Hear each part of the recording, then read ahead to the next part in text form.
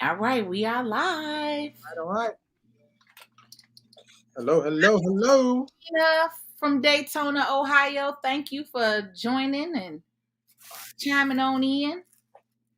All right. So we like to give people at least a couple of minutes to join in and chime on. So um, we'll get started in like a minute or two. So if you guys are new here, ladies and gentlemen, welcome to the lab. And we have study hall today with Chuck, the man, as I like to call him, Chuck, the finance guy, who is also one of our instructors as in part of the lab and a mentor and brother for me. Um, so we have a couple of things to talk about with you tonight, and this is our PValley series, right, Chuck? Yeah. So we are on our third week here of going over PValley from a financial point of view, right? That's the whole thing that we're talking to you guys about. It's PValley, the show. So if you're not familiar with the show, then definitely, you know, catch up. But you can definitely still join without it, even if you don't watch the show. And there's a lot of people on YouTube that do recaps and talk about it. So definitely feel free to look into that if that's not something that if this is not a show that you regularly watch right now. But you know what, Chuck? We could just go ahead and as people come in, the lab, of course, will have the replay for this, which is who this is for anyway. So good. Okay. All right. Hey, everybody. How's it going? Hope you're caught up on PValley. We are going to talk about the financial piece when it comes to PValley. So that's why we're doing this in the lab special workshop. So we can look at PValley from a perspective that I'm looking at it from a financial perspective, not from the side of the glorification of opulence. That's what I call it. And it's funny because if you guys go back and watch PValley again, if you look at it, because I'm seeing things a second time around now that I'm watching it again critically, and I'm noticing that I said this last week, there are two PValleys. If you look, and today it's a dump. It's a dump. You see the tape on the couch. You see the walls are all. It's a dump. it is. Right?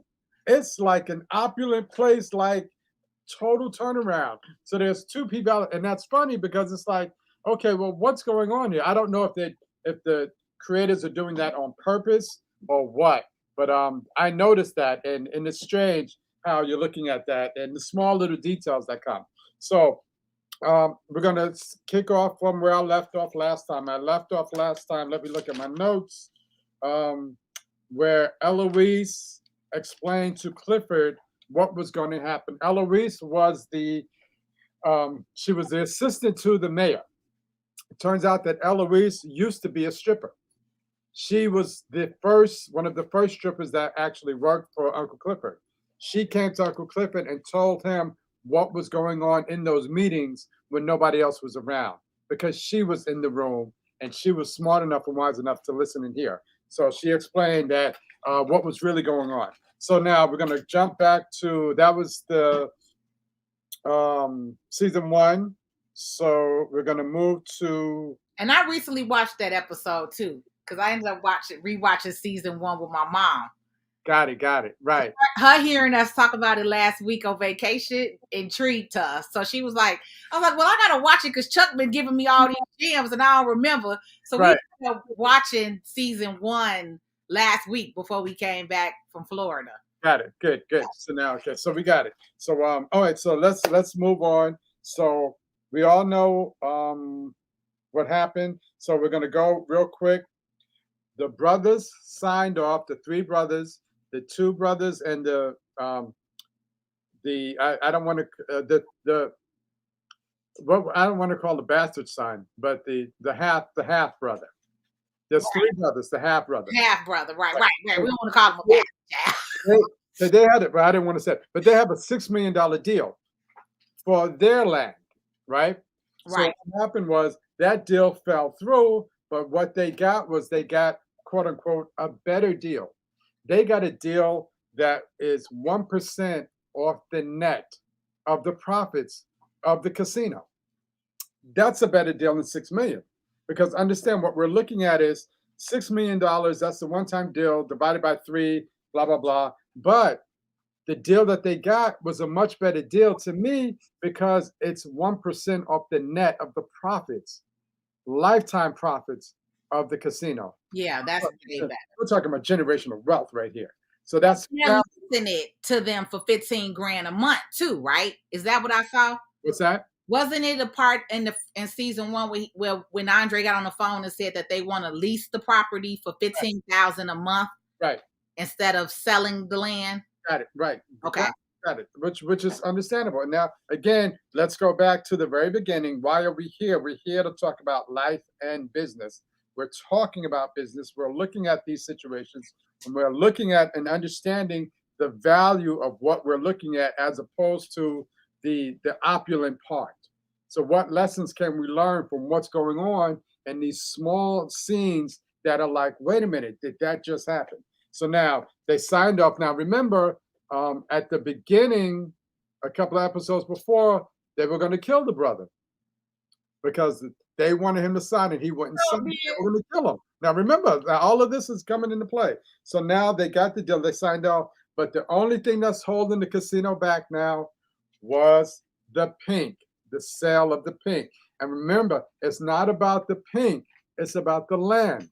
Right. It's about the waterfront property. According to the story, by law, and I don't know if there's an actual law, according to the story, they have to have waterfront property connected to the casino by law. They cannot build this casino unless they have that land that the pink is under. They don't care about the pink. They need the real estate. They need the land. So understand that. So now here we go. So now all said and done, but there's a monkey wrench thrown in the plan because now what happened was Clifford got Patrice, Mama Patrice, out of jail because they made a contract with each other because Clifford needs her as a voice because now what happened is it's going to the election polls now. That's what's going on because at the end of the episode of the season, what happened? It went on the auction block, the pink, and what did Haley do? She dropped the 250. 250, yeah. And now she's the owner of the pink. But remember, I don't want you guys to think about the pink. I don't want you to think about the real estate. It's all about the real estate. So she owns that now. So that's the end of season 2. The end of season 1. So now we're going to jump into season 2 because now it's all political now. Right? So now here we go. So now Haley buys it. She has it. Now who's the owner of the pink now?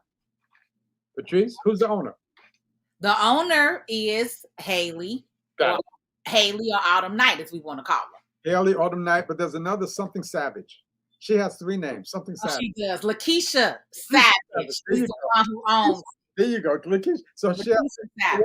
What are we looking at? We're looking at identity theft. Okay, let's be real. That's what's going on. Identity theft. Right. Now remember,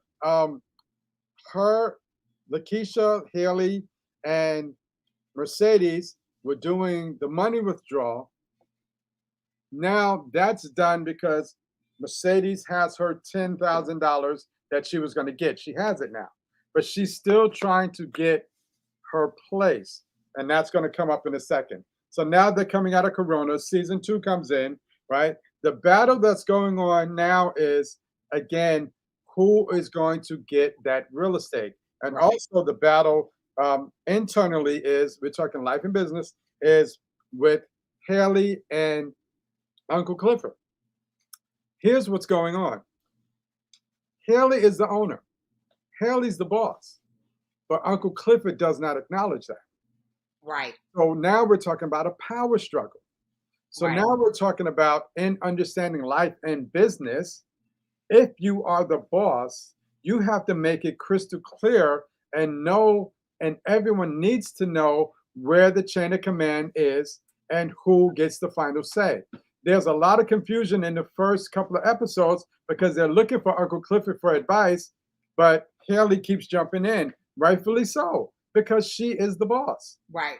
She's the legal owner. Right. Right. No one looks at her as the boss, but they don't understand that she's the legal owner. Because Clifford hasn't sat down. Clifford hasn't, his ego is there, and he doesn't understand that he's doing more damage than good. Right. Although Haley can't run the place, and that's another thing, she has to acknowledge that she can't do certain things. And this is what I talked about before last week, Patrice, is the fact that when it comes down to that place, you have to understand, and I want you guys to understand, if you have a business, there's the admin side and the operation side. Come on, Chuck. If Come you on. have a business, there's the admin and operations. So now understand that if you can't run both, you have to understand what your specialty is, where you come in, and you have to bring someone in that's going to fulfill the things that you are lacking. You hire someone to operate your business. You make sure that they are following your protocol, following your game plan, and you have them run the business while you may be strong in the admin side. And you take care, make sure that all the bills are paid. You make sure that all the permits, all of that is set up. I'm not saying that you can't do it, but if you are new to this, you have to understand this, because if you don't, your business is going to fail. Yeah. So now, okay, I got a situation here where I don't understand taxes. Fine, got it. What do? You join the lab. You call Patrice. She's going to help you understand the taxes so that your business is running functionally, prepared, and really the way it's supposed to be running. We have to understand that we have this desire, we have this need, we have this want, but we also have to do, I'm going to talk about the SWOT analysis. Strength, weakness, opportunities, and threats. What are your strengths? Know your strengths. Know that for me to run this business, and remember, business is a team sport. Exactly. It's a team sport. So understand that everything that you want to do, you want to succeed, but you also have to be able to say to yourself, I am insufficient as this. Maybe I need to take a class. Maybe I need to understand what profit and loss is. Maybe I need to understand what a write-off is. Maybe I need to understand how to actually do my taxes when it comes to income and payroll. These are things, this is business. You know, people don't understand. They think that they can get something, open it up, and start running. But no, you guys have quarterly profits that you have to manage. You have quarterly taxes that you have. These are things that people, you know what? I never understood it. I never went to class for this. Got it. This is what you have to understand. This is what you have to study. Look at it this way. If you are working in your business every single day, working in your business, you're just an employee. That's a reality that a lot of people don't want to face. Right. If you're working on your business, now you're an owner. Right.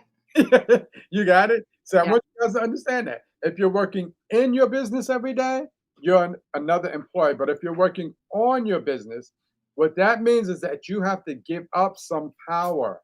Yep. I want you guys to understand, when it comes to the business owner as the one who calls the shots, you have to be comfortable to give up power, to know that I'm giving people power to run my business as long as they are running it in the way that I want them to run it. If they don't run it in the way you want it, you get rid of them, you replace them with someone who's going to follow the game plan. This is key. Don't be afraid to give up power, because what happens is when you give up power, you give people the opportunities to grow and to learn and to build something that you have, and it's going to be so instrumental to them because now you get loyalty. Yeah. Now you get loyalty. When you take employees and you build them up and you give them power and you give them a power to be able to make decisions, that's your loyalty right there. Yeah. They never want to leave you. Yep. So I just want to share that with you, because what happens is there's that power struggle. They come to terms later on when it comes to the percentage rate, because now she has 69 and he got 31%. Right. So now it's a little bit, now when you break that down into 10 million, now it's a little bit more palatable. But the thing is, if you have people who are under you and who you are managing, you have to be able to understand that they have to know who is in charge. Right. They have to know. Have to know. Because now what you're going to have, well, who do we listen to? And that's key. So that's the problem that they have with the pink. Because what happened when Clifford left?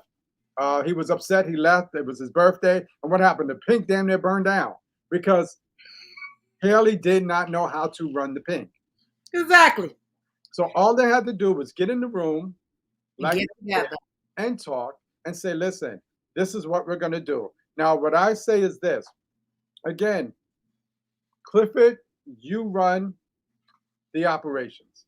I'm going to run the admin. That's all that's to it.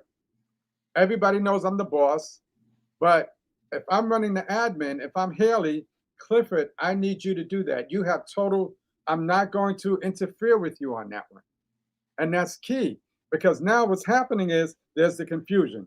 They worked it out, so we're going to see what's going to happen later down the road. Okay, so now, so that's clear when it comes to leadership. If you're the boss, understand that. And I'm not talking about walking around with your chest pumped out. People know you're the boss. You don't have to act like it, but people know. Every once in a while, you got to pull somebody's coat and you got to tell them when you're the boss.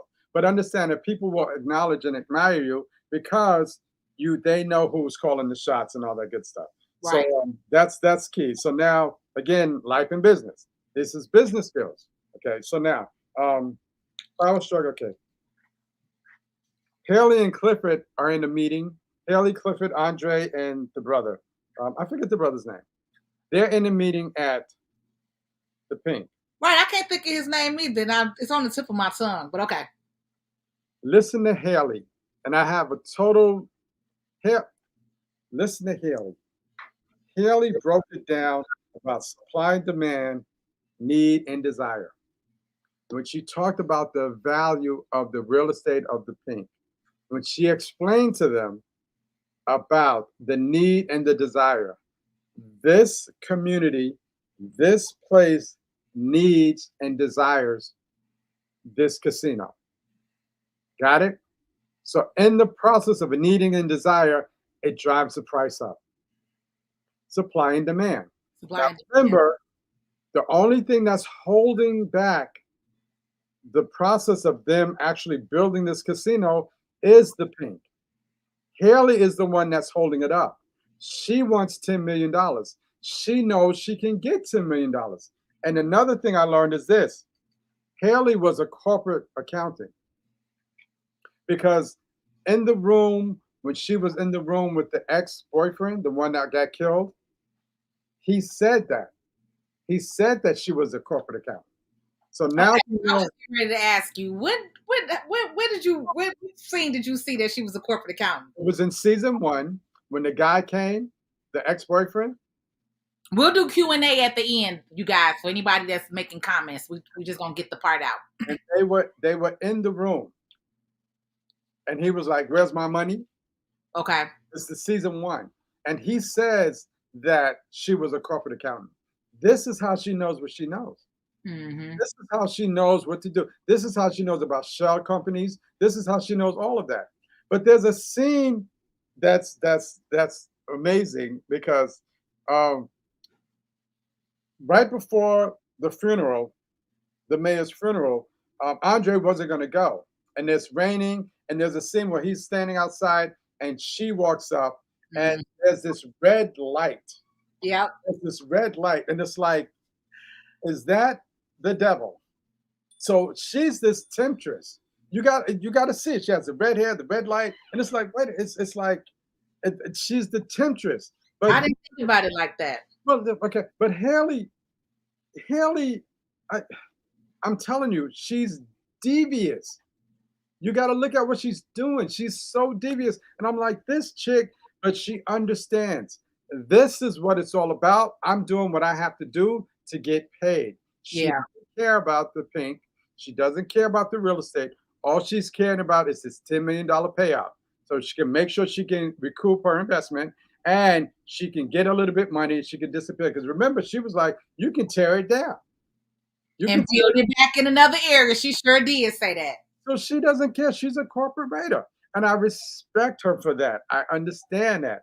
But what she's doing is she's securing her bag. by the allegiances and alliances that she's making. This is why she got Andre strung out. Okay, now remember, she went to the house after when they went to that party and she had the dress on, and she's like, okay, now, and Andre's like, okay, what we're gonna do, blah blah blah, and Andre's like, I want you to crawl, and she crawls, and I'm like, she's setting this. Hey, you in charge.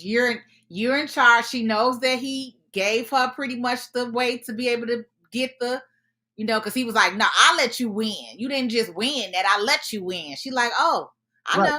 Right. You're in charge. What you want to do with it? What you want to do with your power? She's playing the game. Yeah. She's like, okay, because what's happening? He's running for mayor.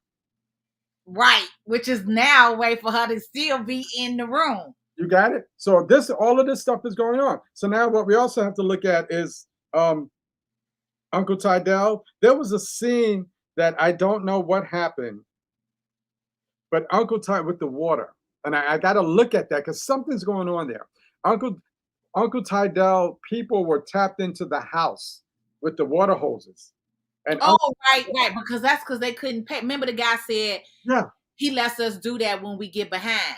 Right. He had like 5 houses running in that line. Yeah. There's something going on because all the invoices were on the floor and Andre was looking at the books.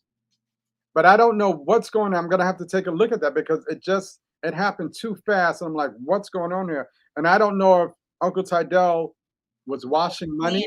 Yep. I don't know if he was watching me. I got to take a look. I got to see what's going on. So now that's one thing. So now the good part is we're going to get into the life and business. Okay. So now,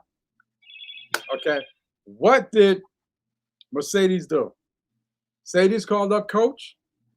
Remember, she got $10,000 already. She still needs more money for her shop. She called up the coach, cuts the deal with the coach, and it's like, Coach, is that deal still going on? Do you still want to do this, that, this, and that? Yes, but your wife has to know, blah, blah, blah. She goes to the hotel room. Bingo. Coach is there with his wife. What happens? Patrice, tell him what happened. What did the wife give Mercedes? Remember? The wife gave Mercedes a stack of papers for her to sign. Contract. NDA. What is that? Non-disclosure agreement. NDA. So it's like, oh, you can do this. It's okay. But you got to sign these NDAs. Right. Now, what does that mean? That means that whatever happens here, NDA, you can't disclose any of this. Close it. Yep. You can't disclose any of this. So you can have your little fun, but the NDA is going to protect who? Me and my family, my investment. This is what goes on. The NDA was not for the husband. The NDA was for the wife. See? Because the wife knows the investment that she has. She's protecting herself. Right. Now, what does that mean to you and I? NDAs are for a reason. If you have an idea, if you have a concept, if we're talking about it, the NDA proves that whoever's in this room and we're talking about this situation, I can't steal your idea. I can't steal your product. Yep. We're having conversation. There are 5 laws. I'm working on the book. There are 5 laws that you guys have to know. And Patrice, when I'm done, we're going to do a workshop on those 5 laws. The NDA, I call it the 5 agreements. The NDA is one agreement. So understand that once you put these agreements in place, you're protecting your idea, you're protecting the value, you're protecting everything that you're working on. Because understand that people will steal your ideas, your concepts, your hopes, your dreams. People will steal it if you don't protect it. Yeah. So I just want you guys to understand that. So what the woman was doing was she was protecting her lifestyle. She was protecting everything so that if whatever happens, if this gets out, I'm still going to get paid. NDAs are important, non-disclosure agreements. So I want you guys to understand that. So now what happens is with the NDAs, you are protecting yourself and everything that you are working on. So I want to share something with you guys. A friend of mine, we showcased a video. It was a documentary, and a friend of mine, we showcased it in Brooklyn. And real big. It was a lot of people, and it was on a video. It was on a DVD. And what happened was, at the end of the night, the DVD was on the lectern. And all these people, maybe about 200, 250 people, and the DVD was on a lectern. And I saw it and I put it in my bag, right? So I'm like, okay. So at the end of the night, I'm talking to my buddy. I'm like, where's the DVD? Now, mind you, the DVD was not out to the public yet. This was a documentary that was complete and finished. So I said, okay, well, where's the DVD? And he's looking, he's like, I don't know. I'm like, okay, and I'm playing with him, and then like, listen, I got it. And he's looking at me, he's like, are you serious? I'm like, yeah, I got it. So it's like, wait a minute, what happened? I was like, I don't know. I saw it, I put it in my bag. What if somebody else would have put it in their bag? So imagine we're talking about corporate espionage. We're talking about thievery. Imagine if somebody that wasn't as as righteous as I am would have taken that documentary, could have taken it, stolen it, reproduced it, and put it out there. We're talking about we're talking about hours and hours and hours of work, of funds, of everything based on this end product. Somebody could have taken it and put it out there themselves. See what I'm saying? So Yeah. now we're talking about protection. We are talking about protection. This is why you have to make sure that when it comes to any of your ideas, your thoughts, your concepts, they are protected. You make sure that your computers, who's on your computer. I know we're talking about PValley, but we're also talking about life and business. We're talking about protection. Your computer, is your computer safe? Do you have anybody on your computer? Do you have somebody like me looking at your computer? Right. Because mind you, like Haley, I know what I'm looking at. I'm going to tap a folder. Oh, wait a minute. Hold on. That's her upcoming project coming up. Let me get that. You see what I'm saying? These are things that you have to protect yourself when it comes to business, when it comes to life. Make sure that you are okay and protected. So I just want to share that with you because the NDAs are key and important. And there's some other things that we're going to talk about later on down the road, but I just want to share that with you. So let me just look real quick, Chuck. Let me chime in with the NDA guys too. Don't think that. So let me just say something like this. You can have an NDA. You can have anybody sign an NDA. Prime example, I'm a business coach and a consultant. So I have people that come to me all the time, right, that are thinking or having different ideas, okay?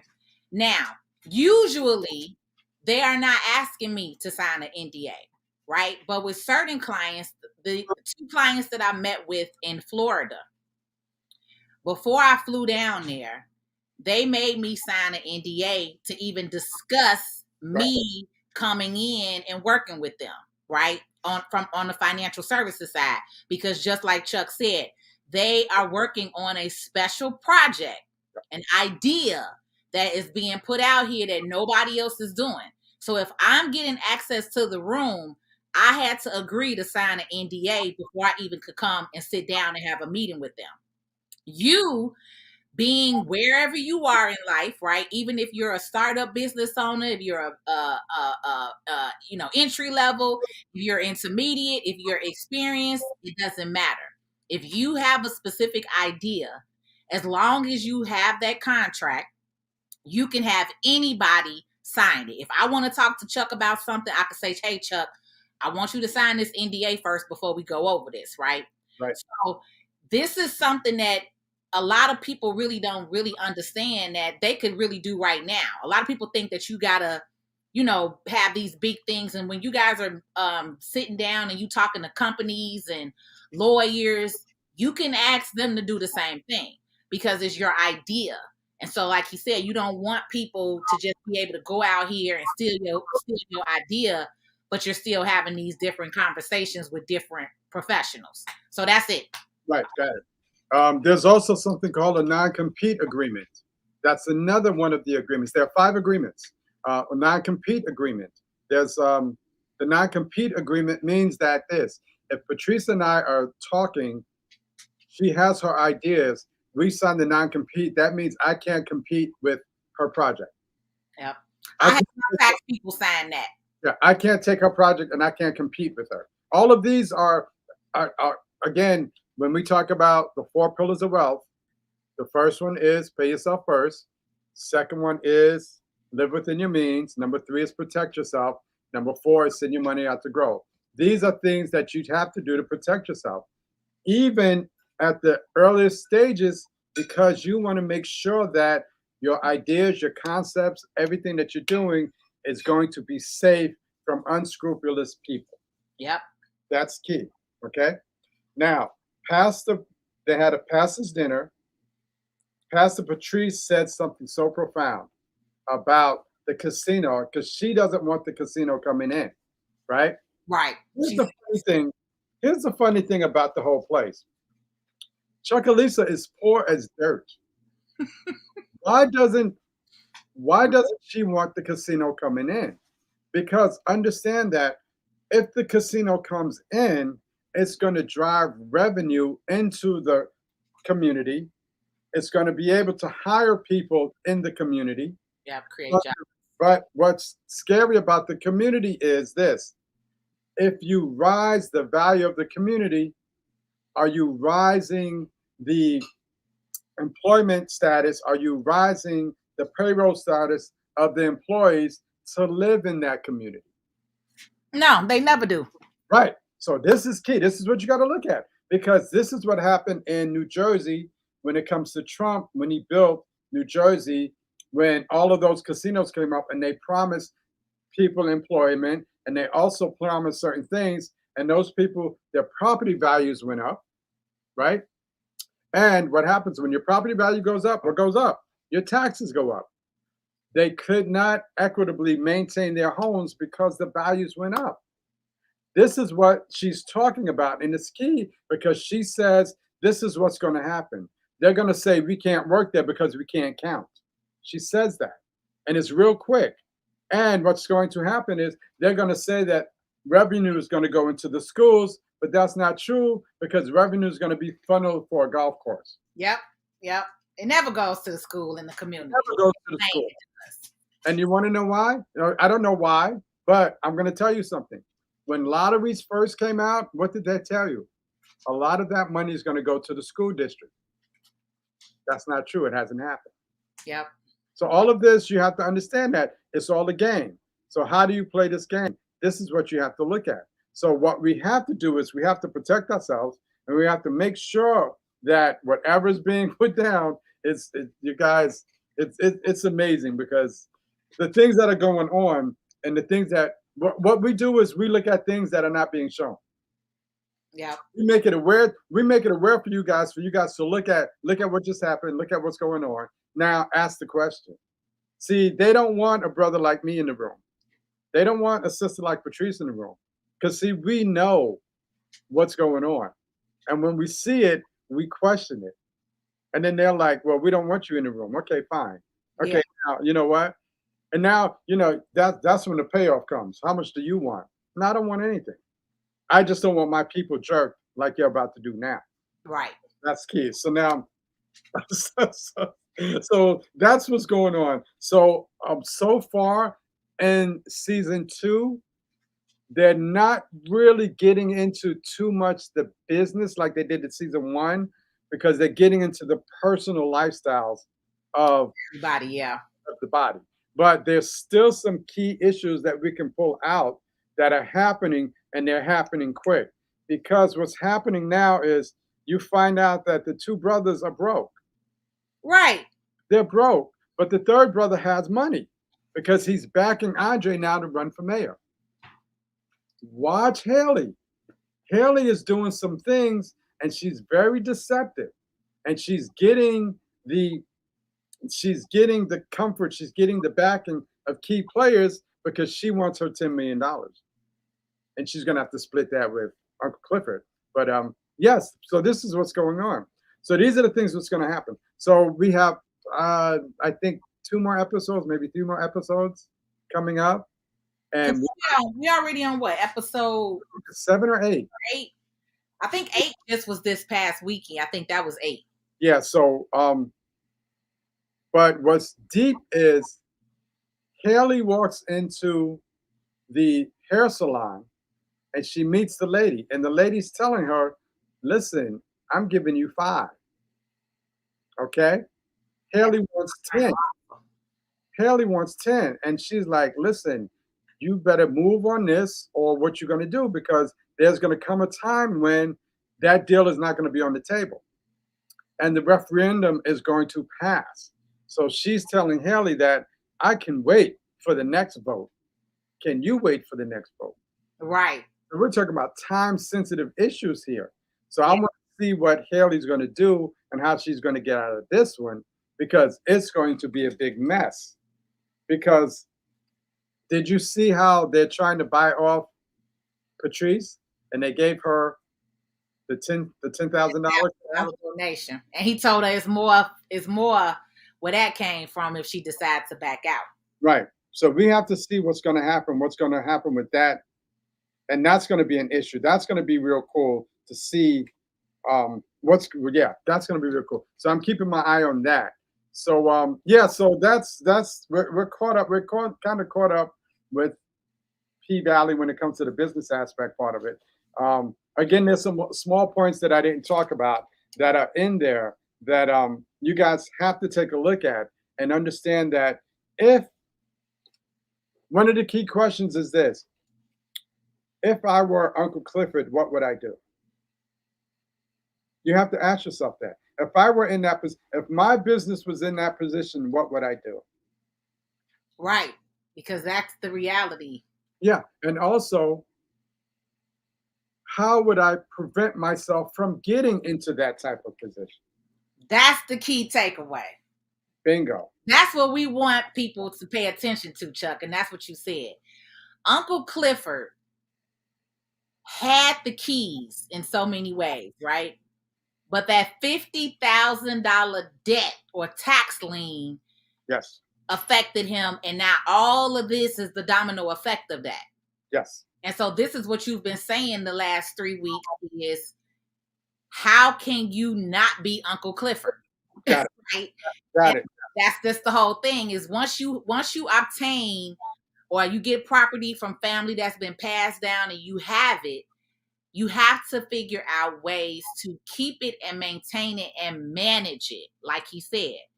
And so that's the problem is right now they're still battling with who's the owner or who's the boss. And like you said, what Clifford needs to do is sit down with Haley and say, hey, look, I know you own this, but this is the game plan or what, whatever. But they do need to actually communicate because now legally she is the owner.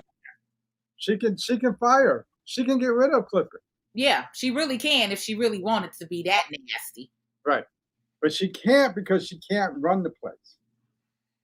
She can't run the place. And that's what we have to look at. So what we have to do is we have to look at when it comes to businesses, what can't you do? What do you need strength and what do you need support in? Are you willing to let somebody help you achieve your goals? Yeah. Are you comfortable enough to know that I'm still the boss, but I have someone handling a position that I need help with? And remember, it's all a tax write-off. It's all a tax write-off. It's an investment in your company. It's all a tax write-off. So don't feel ashamed because you don't know bookkeeping. Don't feel ashamed. Just right. That's not your thing, your forte. There's somebody who does, and you pay them to do your books. And that's what it's all about. Knowing that the successful thing is knowing that what I don't know and how not to keep digging yourself in a hole where at one point in time you can't bail yourself out because it's too late. Right. It's going to be somebody like Haley that's going to come in and take over from you because you are insufficient and you're not willing enough to acknowledge that you need help and you need assistance. Okay, we do got a couple of questions, Chuck, since we've been on 40 minutes talking. Let's bring in some of the people. So Eugenia, I think I'm saying your name right. Ms. Jenkins says, so when you talked about earlier, she had this question earlier. So she was saying, but should you know both sides of the business anyway? Yes. So yes. Yes. Now, mind you, yes, you should know, but you don't have to be the master. You make final decisions, but just like an advisory board, they advise you on the best move. You are the buck stops with you. You decide what you're going to do, but you have to feel comfortable enough and confident enough in your advisors to make sure that they are giving you the right advice so that you can move to the next level. Yes, you should know, but again, you don't have to know every small detail. You have to know enough of what you're looking at. So now, as an accountant, I look at the numbers and I know the fine numbers. But as a business owner who doesn't understand accounting, all I got to worry about is the last ledger, profits and losses. Right. That's what I need to look at. Now, if it don't look right, then maybe I'll look at the line items. But my accountant is supposed to look at the line items. Now, you should look at the line items.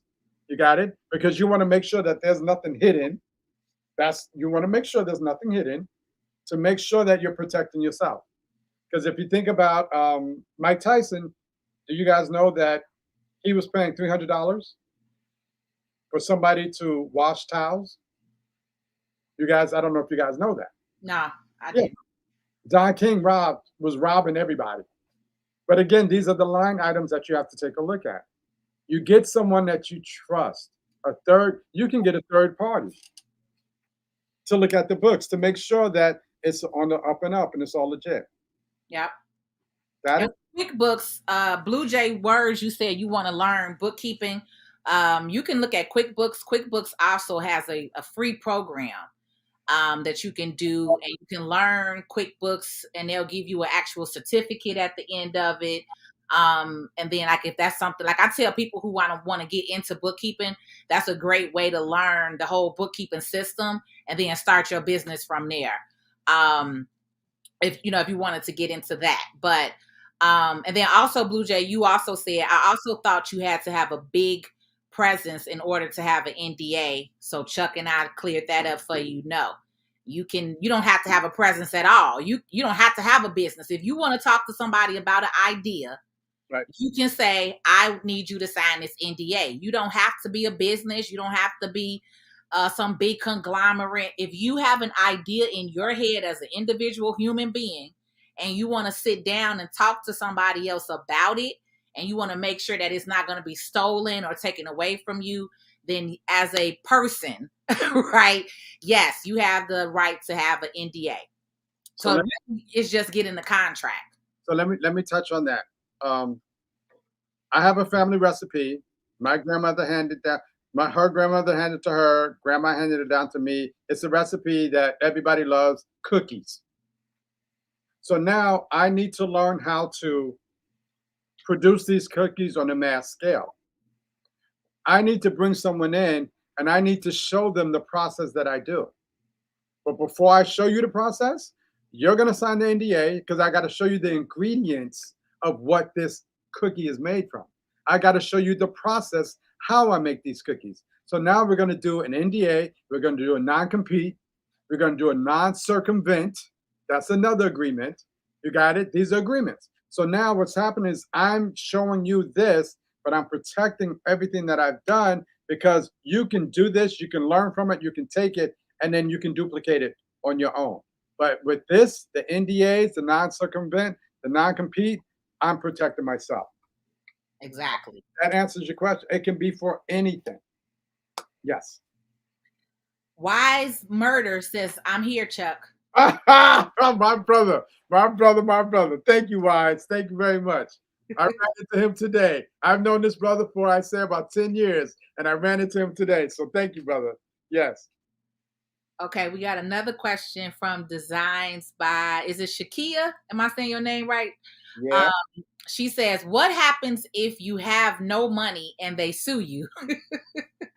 Well, Well, who is, she asked that around 7:30. So this was like 15 minutes ago. I'm trying to think where she, did that happen? she's family. Well, if you have no, why are you getting sued? This is why insurance is in play. Right. You need insurance. Again, remember, number 3 is protect yourself. In your business, do you have insurance to make sure? Because understand that in business, people are looking for ways to sue you. What happened to the McDonald's event years ago where the coffee was too hot? The lady got paid. Got it? How do you get paid from the coffee being too hot? But she found a lawyer, and the lawyer was able to make his argument, and they sued. So you have to understand that anything that you do, somebody wants it, and they want to sue you. That's why you put insurance in place. Now, if you don't have money, you got a problem, because now what's going to happen is if you're sued, the only thing you can do is either file bankruptcy and shut everything down, and now you're at a loss. Yep. And depending on how you're set up, because if you're running as a sole proprietor, then now all of your personal assets are available if they try to sue you. So if you have a home, if you have a bank account, if you have any kind of asset that's attached to you personally, they're going to come looking for that. And then they're going to be able to take, those things from you, which is another reason why we talk about separating yourself from your business, right? Why you should actually have a LLC or a corporation or a not-for-profit, because this separates you, the owner, from the business. But from people that are running as a sole proprietor, all of your personal assets are available. And so, like Chuck said, people think that, nothing may not happen, but what if something does? And then what if you come across somebody who is spiteful and look for people to play these kind of games with, and try to sue you, right? So, yeah, it's real. So what you're going to do is, when you set up your business, everything, you're going to say to yourself, somebody's going to want to sue me. Let me protect myself now. That's what you're going to do. And if you don't, now we have an issue, because you're not protecting yourself. And it's all a tax write-off. Stop playing. That's the best thing. Yep. Stop playing. It's all a tax write-off. But see, honestly, Chuck, and this is why I love this, that we had this whole lab community, because it's so much in business and life that we have to do information monthly, because it's just so much with it, right?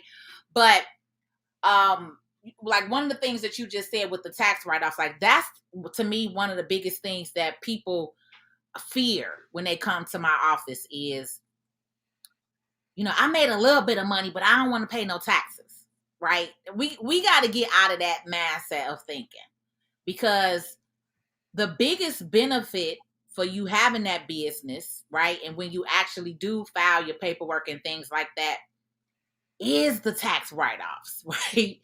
Is those tax advantages, because it's certain things that you could write off in business that you could never write off on your personal tax returns. So that's why I always share with you all, even for me, I live my whole life technically through my business, right, because that's how I'm able to take advantage of it, right? And also take advantage of the legal laws that are in business, right? So we also have to get, and that's part of this financial education, because mentally everyone's like, I don't want to claim this, or I don't want to claim a lot of money, or I don't want to do this and I don't want to do that. But you're keeping yourself at a very low level when you think like that. right. If you go ahead and claim the money, then you can write stuff off, right? But then you're able to make more money and have access to more money and more opportunities, because now that they see that you're filing taxes and you're growing every year and you're filing taxes, now when you go ask the bank for a loan, you're open to getting it now, because they can see that you actually are making money and bringing in income, right? But then you're also still able to grow. But if you're at a place in your mindset where you're like, I don't want to do this and I don't want to do that, you're always going to stay down here.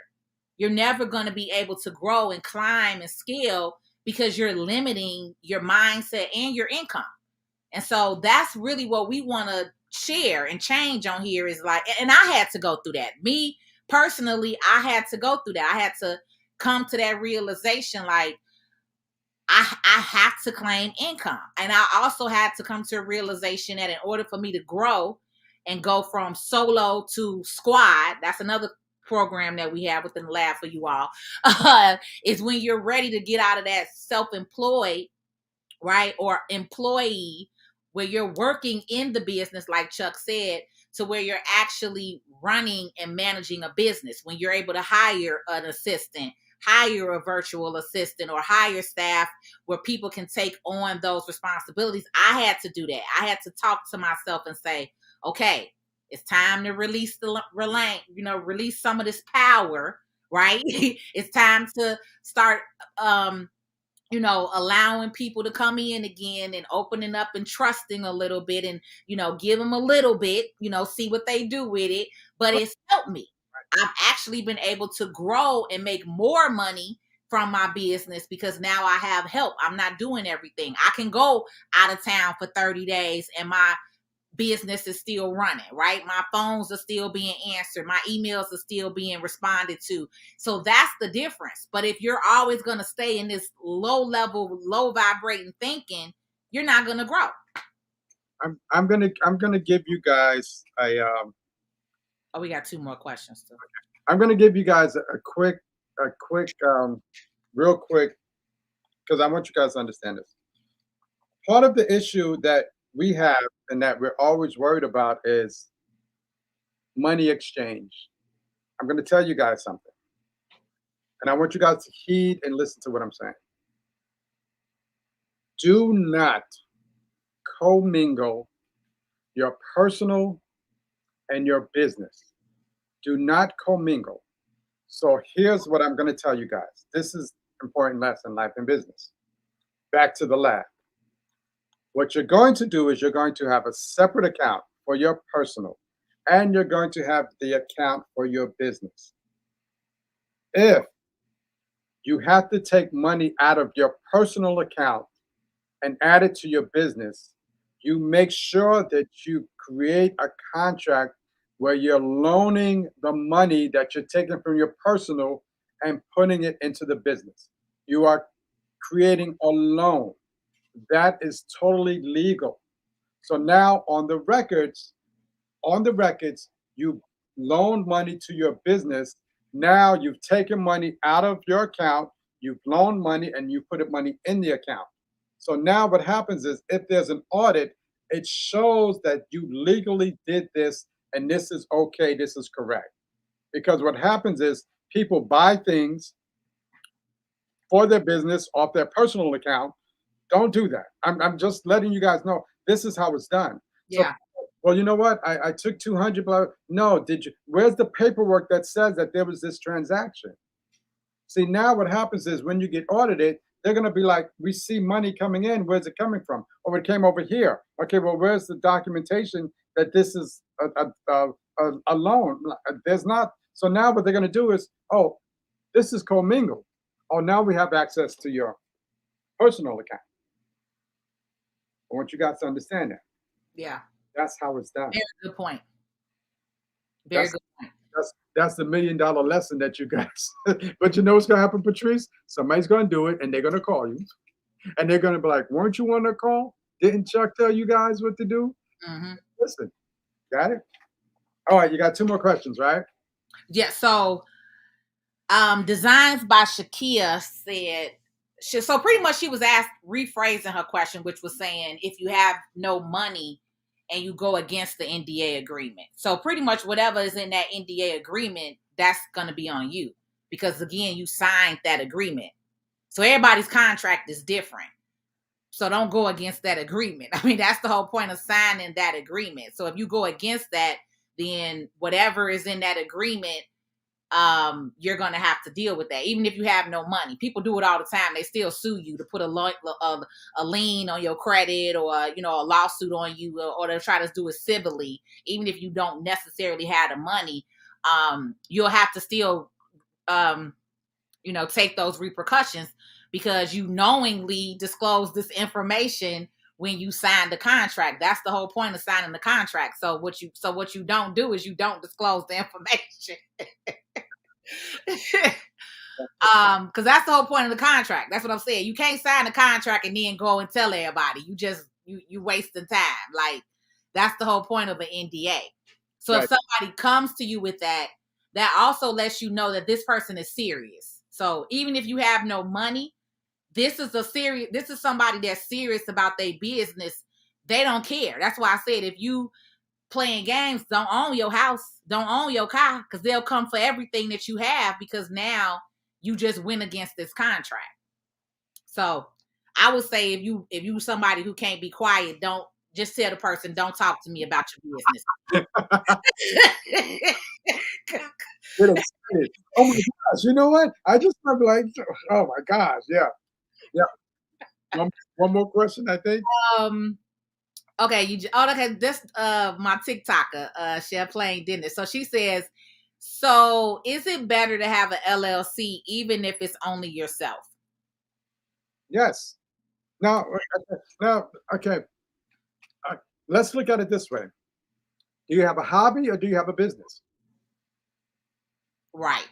If you have the LLC, that means you're moving into a business frame of reference. If you don't have an LLC, you have a hobby. Right. I mean, let's do it. You have a hobby. So you're making a couple of money off whatever you're doing, baseball cards or whatever. But if you actually want to run this as a business, and we're talking about LLCs, that's the basic. We didn't go into S Corp and C Corp. That's why you have to get with Patrice, because what Patrice is going to do, she's going to ask you some questions. Where do you see yourself in the next 3 years, in the next 5 years? Are you looking at branching globally? Because what happens is, if that's what you're looking at, she's going to help you set up correctly so that you don't have to change anything down the road. And that's where the consultation comes in, where Patrice gets into your head and she asks you these questions and say, you know what, you don't need an LLC. This is what you need. LLC is just one of the quickest ways to establish something. So that's one of the things that you want to look at. But again, where are you looking at moving to? Are you looking at operating on an international scale? Okay, if you do that, you need something more than the LLC. Right. And that comes with the consultation, that comes with the conversation. Okay, now if you're just going to stay in your radius, in your community, you don't need the bells and whistles. But if you're looking at growing, and this is what the lab is all about going to the next level and reaching a higher community, you're going to have to protect yourself, because if you don't, somebody's going to steal your ideas, your concepts, all of that. Yes. Okay, and the last one is, am I correct as a sole proprietor, if you have losses for 3 years, the IRS considers it as a hobby? Yes, that is correct. Because this is the thing. And not necessarily losses for 3 years. Actually, they give you up to 5 years. But this is the thing. Realistically, right? This is the thing. This is why I try to talk to y'all from a realistic point. If you are really running a real business, are you going to keep losing all your money for 3 years? This is what I tell my clients when they want to always claim a loss, right? Teach Patrice. Teach them. Realistically, as a person, right? Are you going to keep putting $20,000, $30,000, $40,000 into a company and you're always losing? That doesn't even really make sense. So yes, to the IRS, after 3 years, baby, this is a hobby. Go on, figure something else out. Because if you steady losing 20, 30, 40, this is not a business. This business obviously is not working for you. And we're no longer going to keep giving you these tax write-offs and advantages that you're taking, right, for real legitimate business owners. So that's the thing. Now, does business owners go up and down? May you have a good year. May, when the pandemic hit, you lost for 2 years, right? But now that the world is back open, then you should be making some money again, right? So does it fluctuate? Yes. But for people to think that it is okay to claim 20, 30, 40,000 consistently for 3 to 5 years, that's why you get audited. Because in the auditor's eyes, the IRS, baby, this is not no business. Right. Like the average person is not really doing that. And so that's how they know that most of these returns be overinflated. And that's why they ask for paperwork. Where's your bookkeeping? Where is your QuickBooks? Where is your profit and loss statements? Where are your bank account statements? So we can really see that you've been losing this money for the last 3 years. That's when the auditing comes in, when people take advantage of it, right? You're looking at red flags that they've been. Listen, don't think you're getting over. They've been doing it. It's their system. They've been doing this for hundreds of years. They know what to look for. They know every. No, you are doing nothing. Just think about it. The object of business is to what? Make a profit. Profit. What the federal government is doing is they're giving you an opportunity to start a business, create a business, and they're giving you an opportunity to learn the business for a certain amount of time. Now, after 3 years, if you're not making a profit, they're going to question, what are you doing that you're not making a profit? Yeah. They're going to question. Because if you're doing the same thing, then that means you're not learning. Because now what's going to happen is now, why are you not learning from your mistakes? Why are you being Uncle Clifford? Right. Why are you being Uncle Clifford? Now, mind you, this is lab and business. If I were to see that, and I'm not even an accountant. If I were to see that from what I know and what I know, my thing is this: I see you taking a loss for 3 years. I'm going like, well, you doing something with the money. Right. Yep. I can do a cost breakdown. I can look at your books and I can do a deep dive and I can look and see and go like, yeah, there's money missing.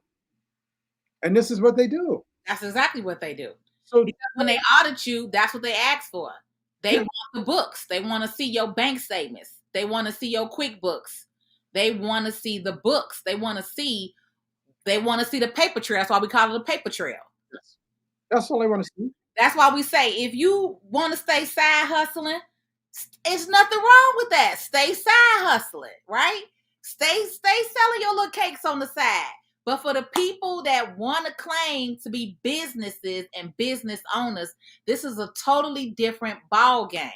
Yes. So you have to follow the rules and procedures of this ball game. Right? So I want you guys to look at it this way. Your side hustle, your hobby, you really can't pass that on. But your business, you can. Yep. How about that? Zapier automates our entire client onboarding process. I'm sorry, Chuck. Your business, you can set up and you can pass that on to a beneficiary. Your side hustle, you can't pass that on. Yep. Just think about that. Yep. Let's legitimize what you're doing. Let's get in the lab. Let's learn some things. Let's develop. Let's move to the next level. Because one thing about moving to the next level, it shows your progress as a business owner and as a person. And when you reach the next level, what's going to happen? You're going to go like, wow. You're going to plateau. And then you're going to go like, okay, what's the next level? Right. What's the next level? You know what? My sales was 100,000. Okay, you know what? If I expand double, I can make 200,000. Exactly. Okay. Let me always reach for a higher plateau. And this is what it's all about. Because now once you're reaching for a higher plateau, you're like, okay, 200,000. All right, you know what? In 2 years, I want to hit the 400,000. Yep. Just letting you guys know, because what happens is when you're playing at 200,000, it's different than playing at 400,000. But you learn some things. You learn some things that you should do and learn some things that you shouldn't do, because it's a different game. And I want to share that with you, because what happens is we're going to put you in an arena where wherever level you are, when you come into the lab, you're going to have somebody that's going to help you get to your next level, no matter what level you are. If you're on the first level or if you're on the 10th level, we have people in the lab that's going to help you get to your next level. So if you guys want to join the lab, you can go ahead and you could text the lab right now to 312-680-5468. So the lab is our private membership community. We do a lot more than what we do here on this platform. YouTube, we've allowed you guys to see, but tonight is study hall with Chuck. Yesterday we had attorney Joy Hunt on talking about contracts, like what Amazing. Yes. what Chuck was talking about, like, because attorney Joy Hunt actually does the contract, so she has the NDAs and templates for you guys, right? So there's several other professionals outside of Chuck, that we work with and offer in the lab. So the monthly membership is only $47 a month to get access to this, to get the replays, because we take this stuff down when we after we go live with you guys. But the lab is really a private community for people to understand life and business, right? Because that's the thing. Many of us are in life, right? We talk about personal finances, credit, taxes, money management, passive income streams, but also the aspect of business, right? And so this here is Chuck's baby, the PValley. This was his whole idea with doing this series for you all. You want to go over anything else, Chuck, before we wrap up tonight? Now, what we have to do is, and for the benefit of the people listening, we have to be able to give you the lessons on a level that's relevant to where we are. So PValley is one of the things that people are talking about, but I've looked, and Patrice and I are the only ones that are talking about the financial part of PValley. Everybody's talking about everything else, but no one is talking about the financial lessons of PValley and what we need to look for, and we need to be able to understand and see it, and we're able to say, you know what, if I can take that, and again, the question is, I'm looking at what happened to Uncle Clifford. How do I prevent myself from getting into that situation? That's one of the key messages that we want to let you know, and we want you to think about and know that, okay, I need to be able to get the team around me to make sure that I win at this game when it comes to business. So yes, you guys can follow me on Instagram at Chuck Finance on Instagram. That's going about to be large, and there's some other things that I'll share with you guys later. So yes, just follow me on Instagram. That's for you, Chuck, for them. Okay.